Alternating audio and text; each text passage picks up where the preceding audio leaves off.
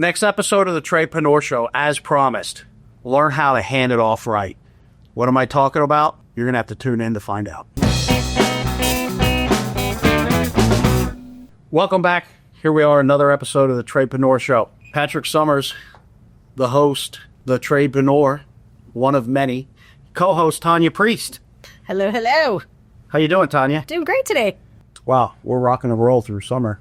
It seems like it just started, and here we are moving on through a little too fast, kind of like we tend to do with our calls when we're, in the summer heat. So we've done the past couple episodes talking about for technicians and salespeople what to do in the home, and it just dawned on me. Like, I always talk on like home services, but you could be a service writer at a car dealership. Yeah. Right? You could be a mechanic. You could be anybody that's dealing with customers and their issues. If you're in the trades, like, it applies. You may find that I use a lot of examples because my wheelhouse, I was an HVAC technician. Right. Now we do HVAC, plumbing, and electrical. But, I don't care if you're into roofing, if you're a mason, a framer, you're in the trades, you're doing the same stuff. Now, you may be dealing more with industrial and commercial versus residential. You may be doing, government contracts, but you can get this stuff to apply on all levels. But my examples typically have to do with HVAC because those are the stories I have. But I also know I'm running a business every day that deals with electricians and plumbers. And so I know that, in all our services, we have individuals that if somebody wants a new system, a new electrical panel, a water heater, a whole home repipe, whatever it is, right? We have some individuals that can quote it and do it themselves. Right. We also have individuals that will, what we call, turn it over to a sales professional. Yes. Right. And there's some advantages to that in the trades. There's advantages for the technician. There's advantages for the business. There's advantages for the homeowner. Right. Right? If you're not a really good communicator, you're talking about a significant investment in somebody's home. You may not be comfortable having those conversations. All right? And that's where getting a sales professional out is much better. Now, it's also, there's a lot to know. Technicians have a lot to know. Mm-hmm. Right? And then sales professionals have a lot to know, especially when it comes to things like rebates and system data and all of that, right? And so in this scenario, and you're talking to somebody, or I should say listening to somebody who would turn over, would go out and as a technician. And so, and from a business owner's perspective and a management perspective, listen, there's some things that you need to make sure your technicians are doing and you as a technician are doing to increase your chances of success. Now, if you're a technician that can sell higher end products, this same stuff applies. It's just you change hats, right? You have to like, not physically, but you have to metaphorically change hats from a technician to a salesperson because they're two different skill sets. Totally. Right? And the homeowner needs you to be both. If you're a technician, they need you to be able to talk to them from the sales side and understand the things, the complexities of the sales process. That's really important because the questions that somebody's going to have when they're looking at replacing the system are going to be different than you're going to have when it comes to repairing the system, right? Okay. So listen, here is what you need to do when you're going to present an option of replacement or upgrading. And again, applies to, doesn't matter what it is. You need to make sure, one, the homeowner knows all of the options. The fix now, right? The approve now, the upgrade. They also have to know that their first option, like we talked in the previous episode, is they can say no, right? Now, I know the first question, well, what if there's nothing to fix? What if I went out to a home and I'm just there doing a maintenance or an inspection or something like that, and what I'm there for is like, it seems to be working fine, right? Well, the thing is, one, if there's no warranty, people replace cars because there's no warranty and they want peace of mind. If there's no warranty, it's expired, there's one reason to consider replacement, so you get the warranty coverage, right? If it's older, if it's 10 years or older, in that range, another reason to start considering replacement. One, because most warranties have definitely expired by now. Right. Two, efficiency. Efficiency gets lower. Now, people will say, well, wait a minute. My system's working fine. No, it's actually not. In fact, that's why many utilities across the country give rebates to replace your perfectly working system, because they know that that system is drawing a lot more energy from the grid than a new system is. Because they're not efficient. I mean, they're constantly upgrading the efficiency of these systems. And you will notice a difference when you get a new system.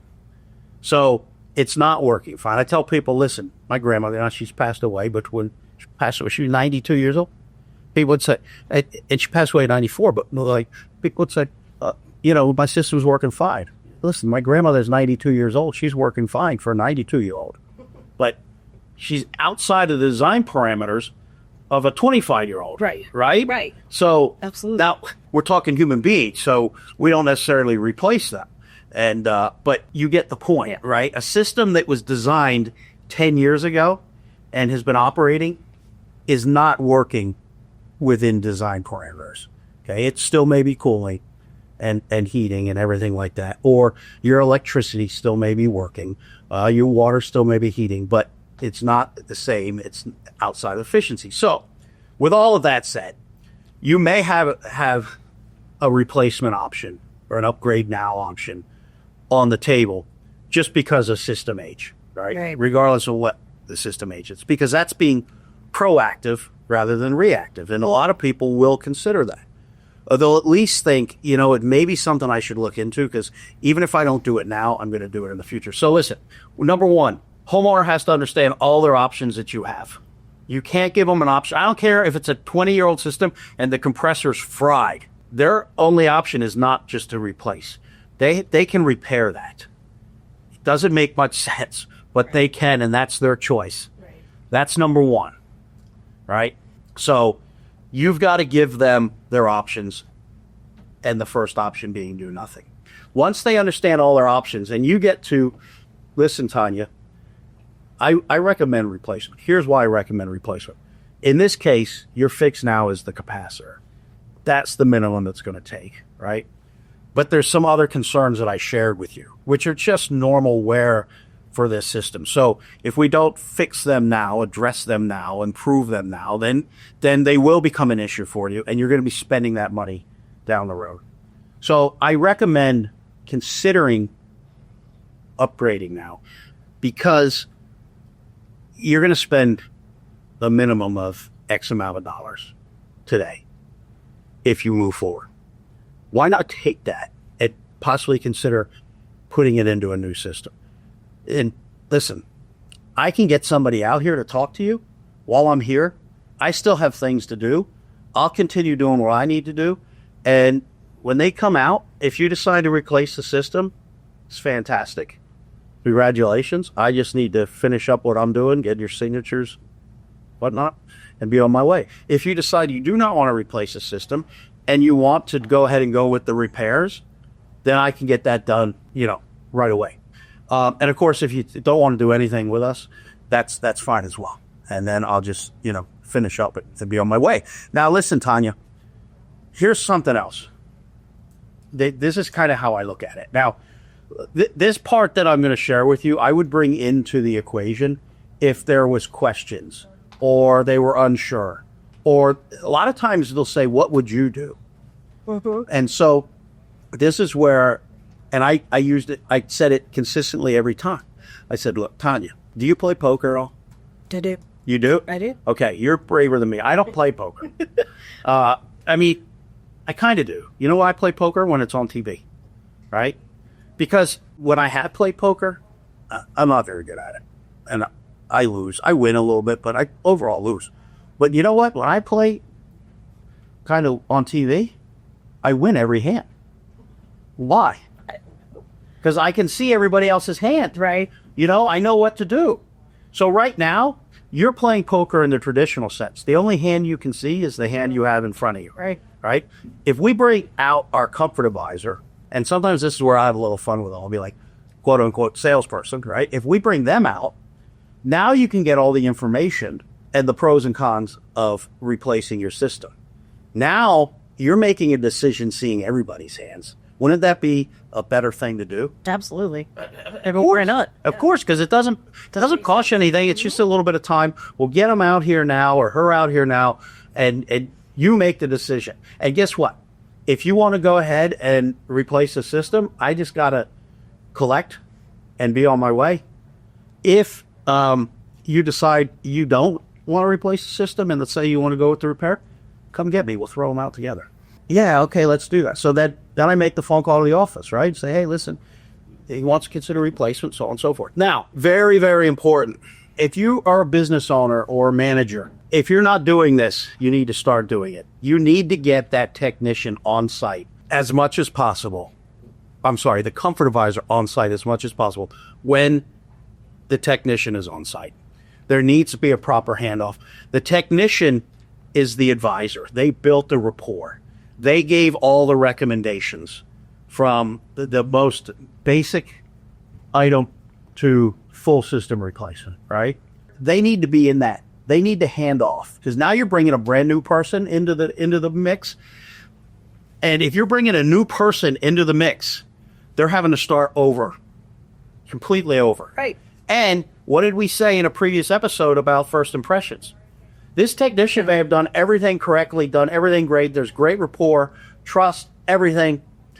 And now you bring in Another person, and they don't read the right first impression, or they're missing information, or the technician's not there for the homeowner to ask additional questions. Right?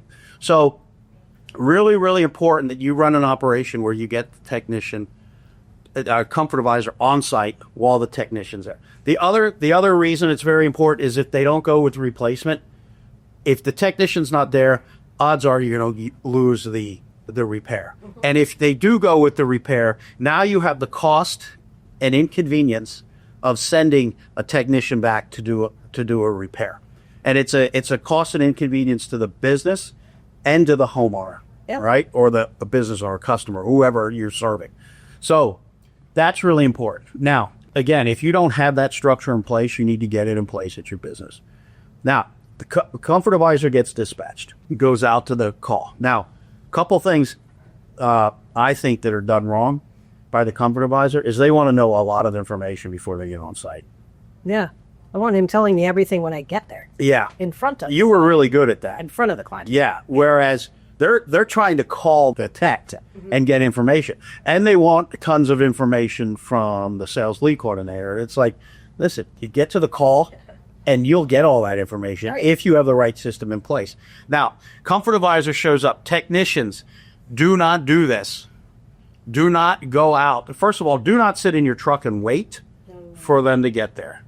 You have work to do. Don't be in your truck waiting, and do not go out and meet the comfort advisor, because now you've just moved out of the role as a trusted advisor to you're with him. Right. Now, the comfort advisor, you need to go find the technician. Correct. Ideally, you should know, you should both be communicating enough that like, hey, I'm pulling up now, right? So that now if you're a technician and you're on the roof or you're around back or something like that, you can walk out and meet them at the front door, right? But you want to introduce the comfort advisor or the salesperson, whatever you call them, project manager, fill in the blank. You want to introduce them to the homeowner or the business owner or whoever the customer is, right? Right. Now, how you do that's really important. You need to do the handoff. This is your next opportunity to rediscuss with the homeowner, review the options you laid out, and the comfort advisor, salesperson, gets to hear them as you laid them out. And so everything's reiterated. So this is a lot how I would do it. This is exactly how I would do it. In this case, let's say Francisco. I bring Francisco out. Francisco would show up. The homeowner, I'd say, Tanya, this is Francisco. He's the comfort advisor I told you about. And Francisco, this is Tanya. She's She's the homeowner. Her husband's at work, but she's talked to her husband, and they agreed that, they need to consider this option. And here's why, Francisco. Tanya, as I share with you. And Francisco, I got to tell you, I told Tanya that her number one, or her first choice is do nothing. Doesn't have to fix anything, doesn't have to replace anything. She can send us on our way. Is that right, Tanya? That's correct. But we also, do we both agree that that's not a good option? No, definitely not. Okay. So the next option is the fix now, which, as I shared with you, Tanya, the fix now is there's capacitors, fine. Condenser fan motor, still working, but at the very least, we've got to replace this capacitor to get you cooling. Okay. Now, I also shared with Tanya, Francisco, that the next option is improve now. And by that, what I mean is, let's take care of the condenser fan motor. Let's take care of the capacitor. Let's put a start assist on this. And the reasons being is, let's head off any future issues with the condenser fan motor because of the weak capacitor. And let's do a start assist to, if we're not going to replace, to ease any strain and stress on this system. Right? Does that make sense to you? It does still? make completely. Then, of course, the other option, and why you're here, Francisco, is I said, hey, maybe you should consider replacement. The system is 15 years old. You're more than likely going to spend money. You got to spend money, whether it's with us or somebody else, to get this thing coolly. So you might as well consider that replacement. I told her there was a lot of opportunities. There's some rebates available now, and there might be utility stuff, but that's not my world. Right. So, Francisco, I also told Tanya that if she wants to replace a system, I just got to finish my paperwork, be on my way. If she doesn't want to replace the system, that, remember, Tanya, you can come get me. We'll throw them out together and be fun. And then if you want me to do the repair, I'll be here to do the repair. I got to get back to work. I'm going to leave you to be. And if you got any questions, Francisco, text me, or you know where to find me. And then I disappear, right? And let the comfort advisor do their thing. There's cases, though, where technicians aren't staying. And it becomes rough for a comfort advisor, because now if they decide not to do their system, now you're not even there to do the repairs either. Yeah. So having them stay, and they're kind of the representative for the client. Really. The trusted advisor. And they've been there. They've built the rapport. Yes. So. Yes. And so, one, there's a couple reasons that the handoff isn't going to take place with the technician there. One, the company doesn't have that policy and take it seriously enough to enforce it. Right? Right. Because when the companies, that's what we do most of the time. When you'd be like, well, why did that technician, well, we're so busy. I just moved him on because the comfort advisor, he's on a call, and so I moved him. No. Mm-hmm. Right? So it means that you kind of have a policy when it's convenient. Right? Right. So has to be consistent. The other time is the homeowner can't meet. So in this case, I used, you're the homeowner, but you also have a partner, a significant other, and they're at work. In this case, you're both aligned. You're going to make the decision, right? Mm-hmm. But there may be cases where it's like, hey, no, you know what? We're not making this decision. So now we're going to schedule to come back. That random time. So there are certain situations where that's going to be the case. But if you do everything right, and the company has the right policies, in most cases, it's going to work out fine. Okay, it's not going to be 100%, right? But in most cases, you should be able to hit that target, and you should have a KPI of a target for what percentage of handoffs are going to take place, because the handoff is critical, and it's really critical for the relationship with the homeowner, right? Because at the end of the day, this is your customer. And if they replace the system, that's a very long relationship. Right. And if they're going to make that investment, they need to, you want to be that trusted advisor for many years to come. If they don't make the investment, you want them to be the ones calling you when they decide to make that investment. Right. And so in the meantime, you need to make sure that they are taken care of, that they have everything they need, that, everything's dialed in the way it should be, for ultimate customer satisfaction, right? Or client satisfaction. I prefer the word client, but the handoff is critical. So you're right. In those cases, it doesn't always happen that way. And you know me, when I'm at the office and I find out that I'm like, What were we thinking? yeah, I'm furious over it. All right. And not only that, it's inconvenient for the homeowner. The only time you should do it is when it's convenient for the homeowner and that's what they're requesting. Right. Right. But again, if you do it correctly. I just want to ask you, so if we're doing it for the client, because we want to have both spouses there, do you suggest having the tech back out with the comfort advisor? Or like, how do you see that? I think that's a really good question, and it depends on, one, your schedule, and if the tech's available. Two, how is it being left with the homeowner? Right? The tech may want him to come out, and ideally, that would be ideal. Right? And you could say to the homeowner, maybe the homeowner says, listen, could we do this later today when my husband or my wife, whoever gets home? And yeah, okay, what kind would work? You know what? 6 o'clock today. Fantastic. Tanya, you know what? If it's okay with you, I'm going to come back with the comfort advisor so that if you have any questions that come up, because the comfort advisor wasn't working on your system, I'll be here to help you with those answers. And if at that point you don't do the replacement, I can go ahead and do the repair. Yeah. All right. That makes most sense. Yeah. If we can make it happen. Now, that'll be great. Now, so the next question is going to be like, oh, well, what if they just want the repair done and come back at 6? Are you going to leave them without cooling? No. Right? Do the repair. Right. Just say, Mrs. Jones, here's what I can do. If you can't meet till tomorrow or you can't meet till tonight, you don't have any air, it's 100 and hell out, right? What we can do is go ahead and do this option 1 repair, right? Now, I cannot undo that, right? Because I can't reuse this part or resell this part. But what we may be able to do, and this now, if you're going to do this, make sure your company has a policy. We could apply that as a credit to a new system, right? Yeah. Because now you're taking care of the homeowner, right? And you've got something that you can give them back. We built our trust too. Yeah, correct. Because you don't want to leave the homeowner without. I mean, now if it's something like if it's evolved and it's an expensive repair, in those cases, we'll bring them portables, right? Because until they make the decision. Because if you're gonna we are not going to do a huge repair that. They're going to lose that. We might be able to get some credit back, but it depends on the scenario, what the policies are of your company, what the issue is.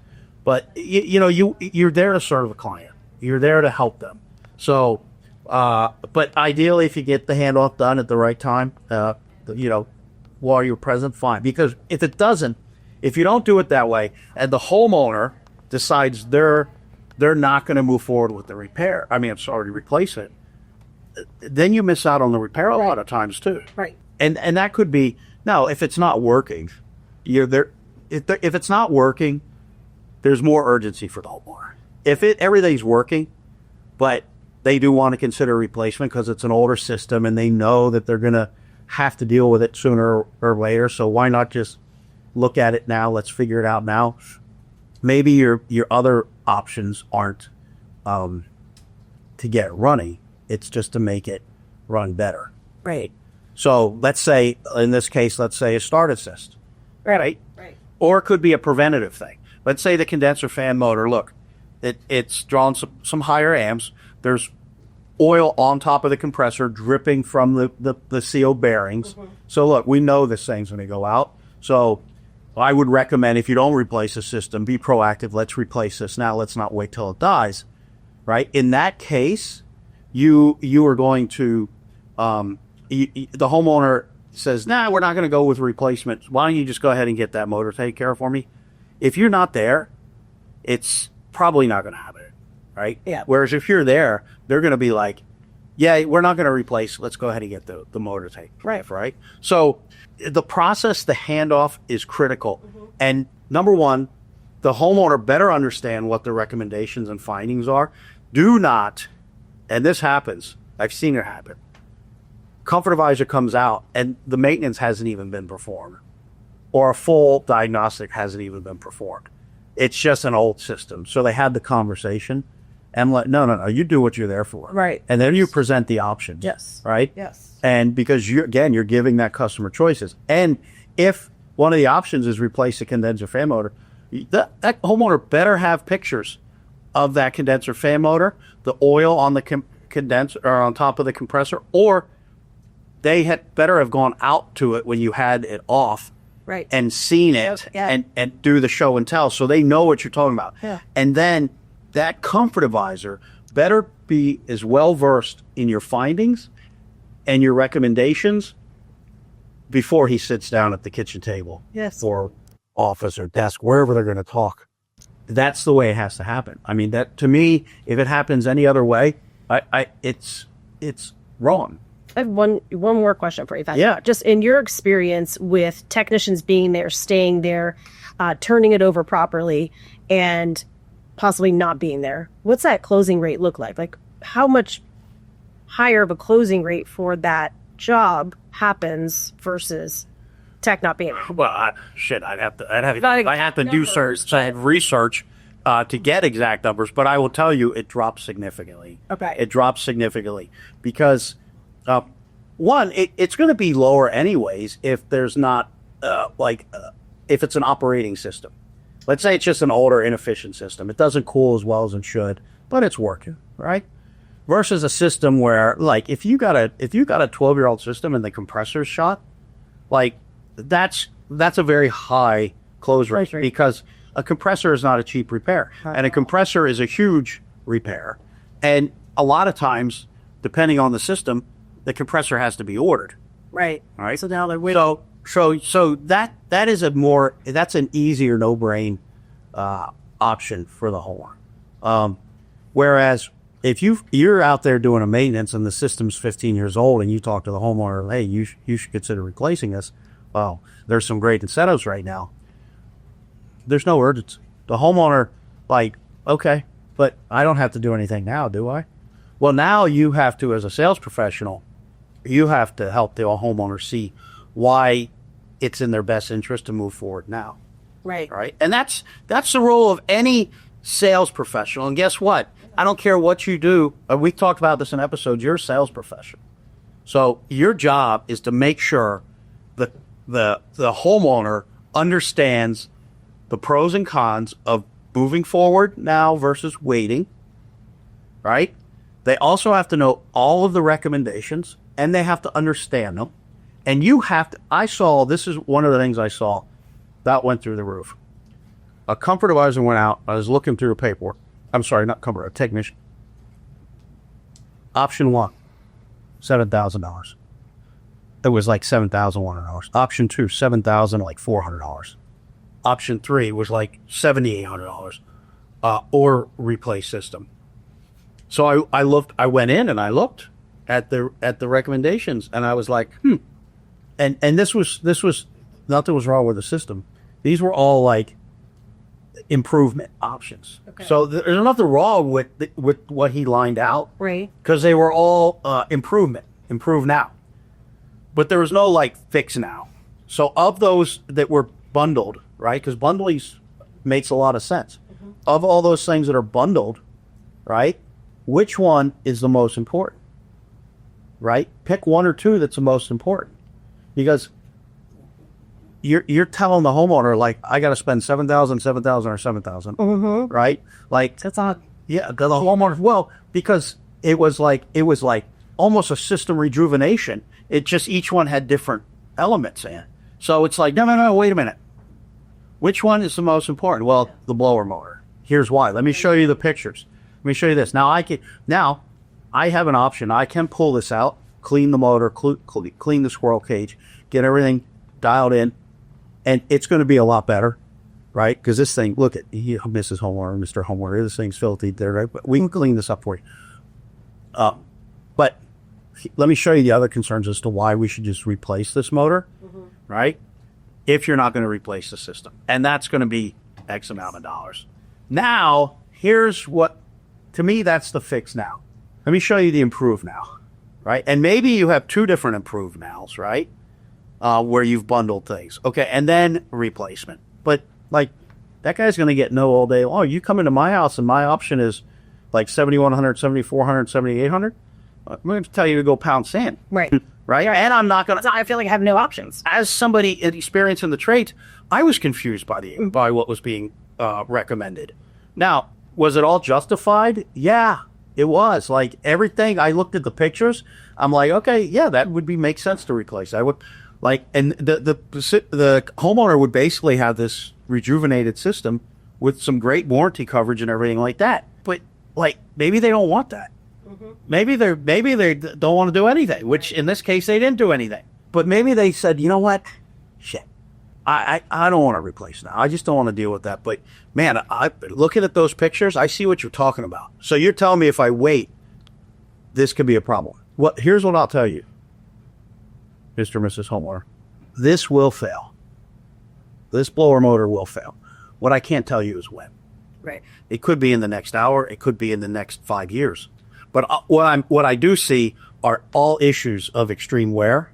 And so this is going to cause you a problem. And the other thing I could pretty much guarantee you is this is going to fail at the worst possible time for you. Because I don't know about how familiar you are with Mr. Murphy, Mr. Customer, but man, I can keep him away from me when I'm proactive. Right. But man, he loves when I'm reactive. Right? So what do you want to do? Right? So at the end of the day, give options. Let the homeowner's in control.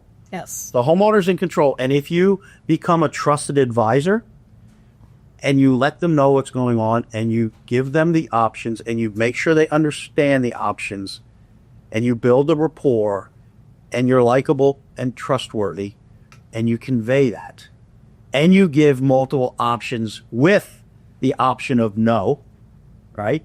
You're going to have greater success. And part of that greater success is going to be greater customer satisfaction. Right. Because people love options and they love having things better in their lives. And you have the power to do that. That's going to wrap up another episode of the Trepreneur Show. Tanya, how do you think we did? I think we did great. Okay. I think everybody's going to love what we've got to say today. Again, wherever you can find a podcast, we're there. We're also on YouTube. Please, would love some comments. The show's doing really well. Comments help us do even better. So if you have some positive comments you'd love to make, if you want to give us a 5 stars, however it works, that's fantastic. Would really appreciate it. Thanks for your support. Thanks for tuning in. Hope we're helping you out. Be great.